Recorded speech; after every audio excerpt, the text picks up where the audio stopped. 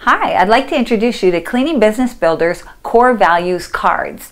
Have you had trouble trying to figure out what your core values are and exactly why are they so important? What should you be doing with them? Why do you have to decide what they are? What is the big deal? Well, that's a long story and I'm going to go into a little bit of it today. But the main thing that I want you to know is if you understand what your core values are, you're going to run your company in a very streamlined manner. You're going to find that when you make decisions, it's much easier because you know exactly what you want to do and you base your decisions on your core values. But how do you go about finding out what they are? How do you decide?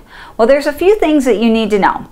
First, your core values need to be something that are core to you, and that's why they're called core values. Well, what does that mean, core to you? It just means that they are things that really mean something to you. How you decide whether or not they're core to you is by thinking about them individually. So when you think of a value, is it something that seems obvious to everybody? Is it something that everybody would think is really important and one of the most important things that people should live their lives according to? If so, chances are good it's a core value for you.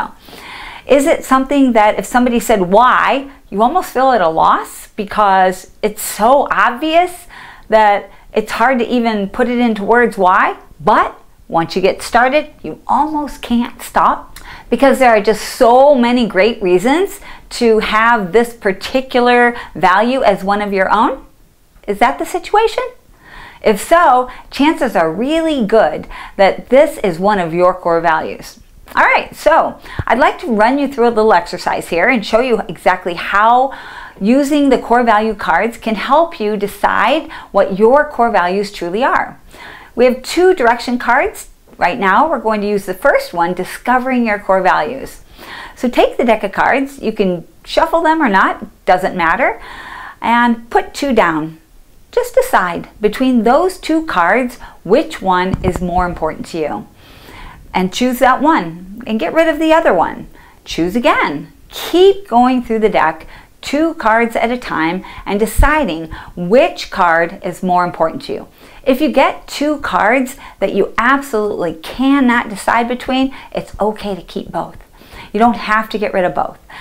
Once you've gone all the way through the deck and you now have half the deck left, do it again. Same exercise, 2 by 2. Which cards matter most to you? And put them up at the top. Get rid of the ones that don't matter. Again, if you come up against two that you absolutely can't decide against, go ahead and keep those. That's not a problem. Choose whenever possible and keep whatever you have to keep.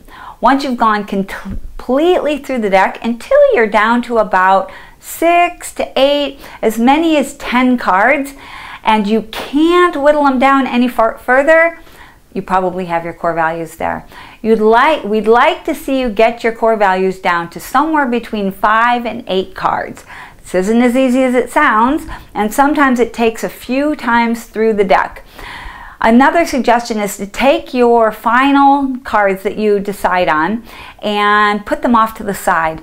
In a week, maybe even just a day, if you think you can make a decision that quickly, do this exercise again. Do the same cards pop up for you?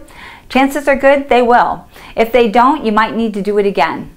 In this example, we have now chosen our 6 cards that we've decided represent our core values.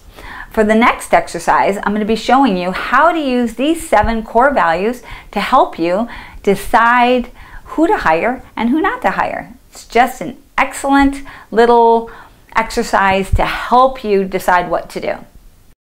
Okay, hiring for your core values. First, get your cards out. What are your 7 core values? Your 5, 6, 7, 8 core values.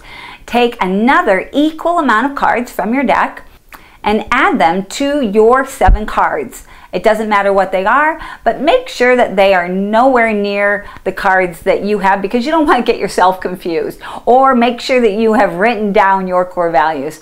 Then place them in a stack. First one of your cards, then one of the spare cards, then one of yours, one of the spares. Create one entire stack of cards. Do this before your applicant arrives. Then you'll take this little deck of cards and you'll hand it off to your applicant. Your applicant will then do the same exercise that you did earlier on, and he or she will decide between the two cards he thinks most represent the things that matter to him the most.